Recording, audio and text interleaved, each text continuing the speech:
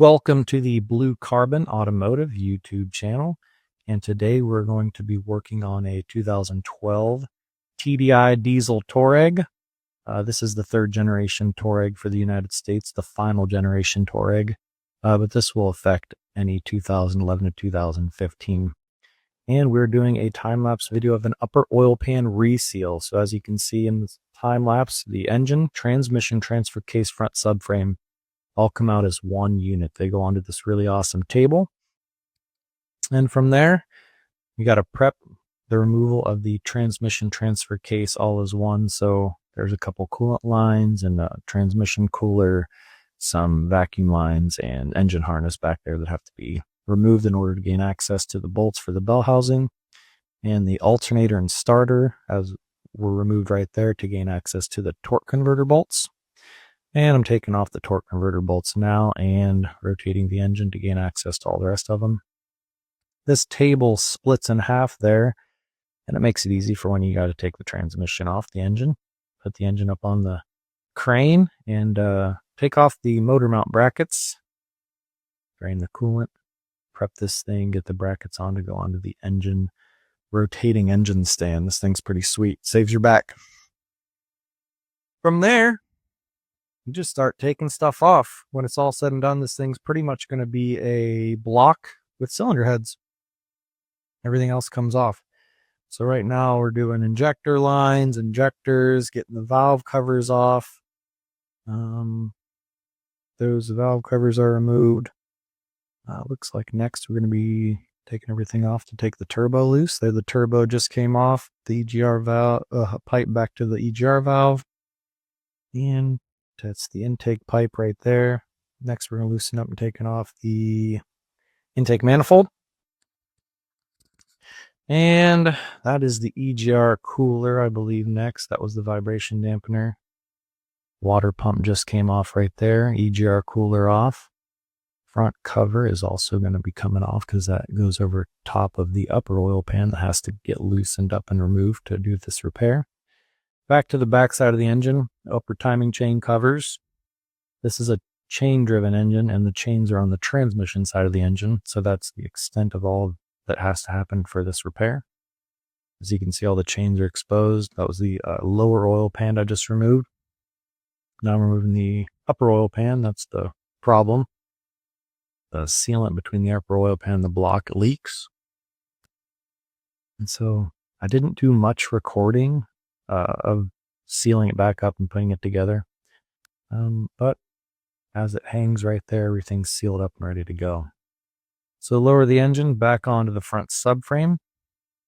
Get everything lined up and torqued. Tons of one-time use fasteners during this repair. Everything gets torqued to spec. If it ain't tight, it ain't right, as my wife would say.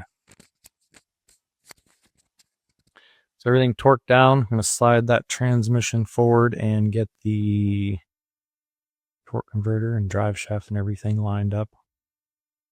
And then next, we're going to put the torque converter bolts in.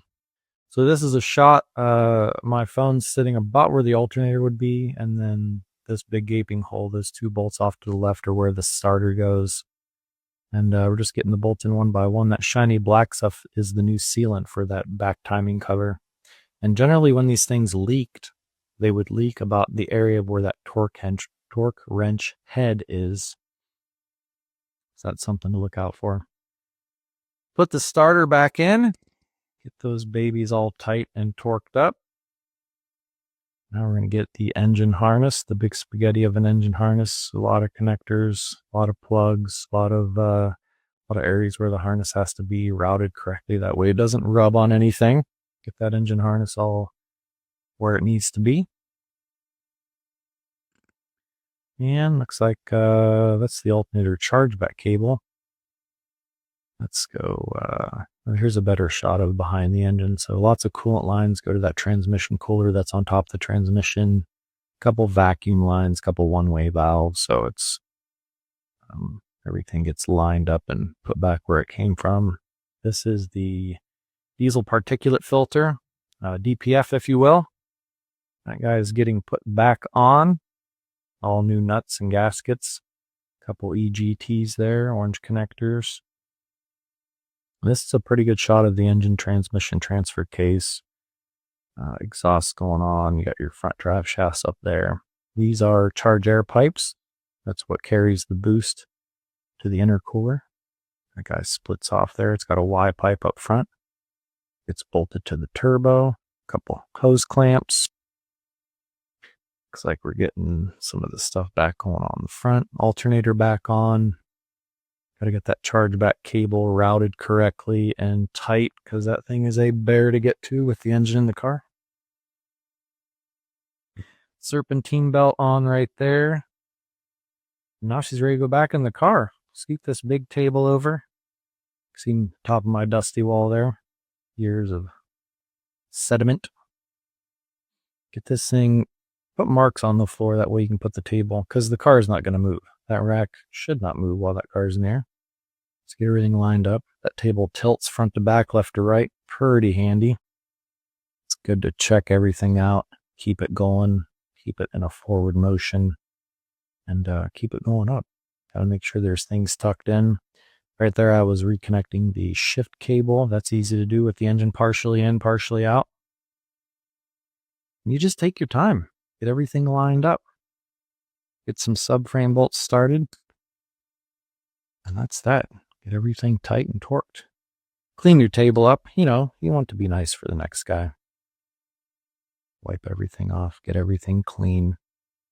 All those adapters, you know, they go in a very specific area. And then from here, I'm going to torque all those subframe bolts. And from what I remember, the torque on those bolts are a lot. So I used the impact to try and get it to go the extra turn. Those are probably like 180 Newton meters plus 180 degrees. Real taxing on the elbows, shoulders, and wrists, but you got to do what you got to do to get it done. So once all those subframe bolts are torqued, you know, David will come over. I'll talk to him for a little bit. Once all those subframe bolts are torqued, it's time to start connecting everything else. That's the transmission bracket, if you will. It holds the transmission steady. It's got the transmission mount on it. Transfer case. Putting the drive shaft back in. That drive shaft goes from the transfer case back to the rear differential on this VW Touareg. And then it's time to put the wheels back on. And all that time, it went from wearing pants to wearing shorts. So this repair took quite a while. That's pretty much it.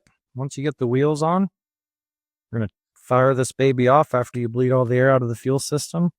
And she'll be good to go. No more leaks. This repair went pretty smooth. Took a long time.